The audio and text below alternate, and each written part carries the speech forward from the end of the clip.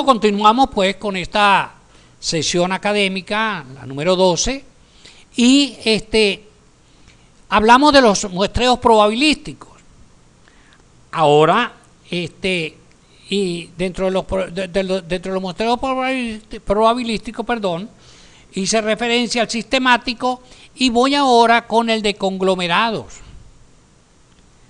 conocido como muestreo de áreas, y allí creo que está lo de Roberto. Es una técnica que aprovecha la existencia de grupos o conglomerados en la población que representa adecuadamente el total de ella, es decir, de la población de estudio, con relación a las características que se quiere medir.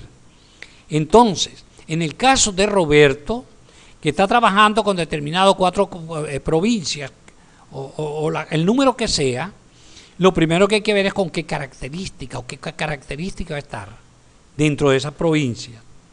¿Ok? Dicho de otro modo, estos grupos contienen toda la variabilidad de la población de acuerdo con las características que se van a estudiar. Las técnicas de muestreo, por ejemplo, el muestreo aleatorio simple, el estratificado, el conglomerado, el sistemático, sus unidades de muestreo coinciden con las unidades de estudiar, que son ¿qué? Los individuos, los participantes, los elementos. Mientras que en el muestreo por conglomerado, las unidades de muestreo son los grupos, los grupos de las unidades de estudio. Esto puede resultar beneficioso desde el punto de vista económico. Es decir, que el estudio por conglomerado es menos costoso que los anteriores. ¿Ok? Por supuesto. Por supuesto que habría que ver que también cada uno de estos tipos de muestreos, los cuales no hice referencia, tiene sus ventajas como todo y tiene sus limitaciones. Ahora, este tipo de muestreo por conglomerado, pues hay que seguir algunos procedimientos.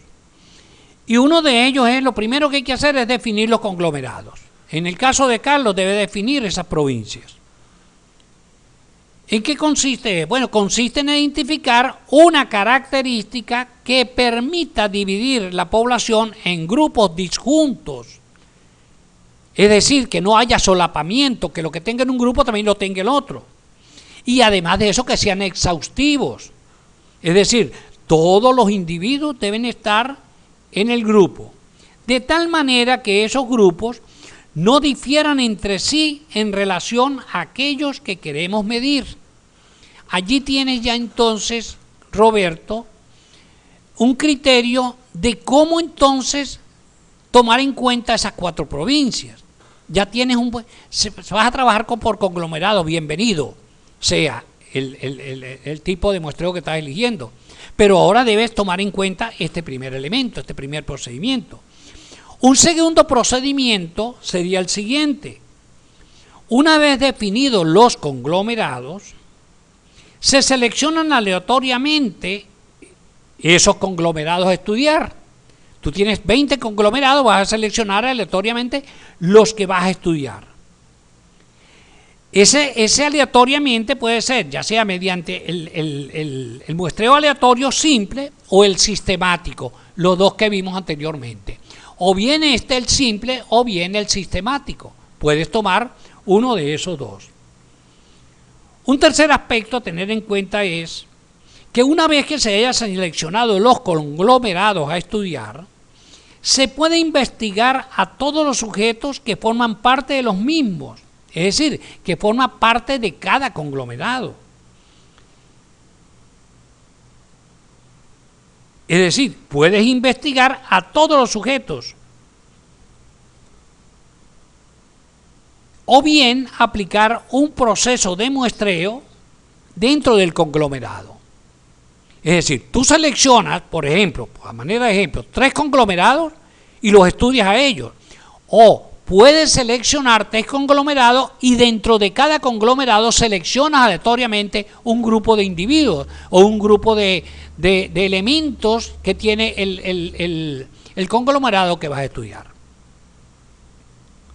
Cuando utilizas este procedimiento que acabo de mencionar, se está en presencia de un muestreo de 2 etapas. ¿Por qué? Primero la selección del conglomerado y luego la selección de los elementos dentro del conglomerado. Eso se llama, lo llaman de 2 etapas o también lo llaman bietápico. ¿Por qué? Porque en la primera etapa, ¿qué hiciste? Seleccionaste el conglomerado y en la segunda los individuos dentro de cada conglomerado. Ahora, si por el contrario se estudian todos los individuos del conglomerado, se está utilizando un muestreo de una sola etapa, denominado por algunas personas, por algunos estudiosos, de una etapa, unietápico. Ahora, es conveniente no perder de vista lo siguiente. Recuerden, en el muestreo estratificado hay que tomar en cuenta a todos los estratos para obtener la muestra. Es decir, hay que ir a todos los estratos cuando es estratificado.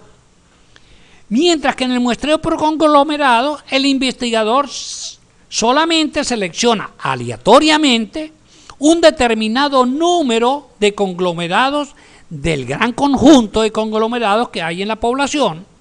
Los demás quedan sin representación. ¿Ok? Entonces ya allí toma la decisión el investigador. Ahora bien, esto es los procedimientos para el probabilístico. Pero también tenemos los muestreos no probabilísticos,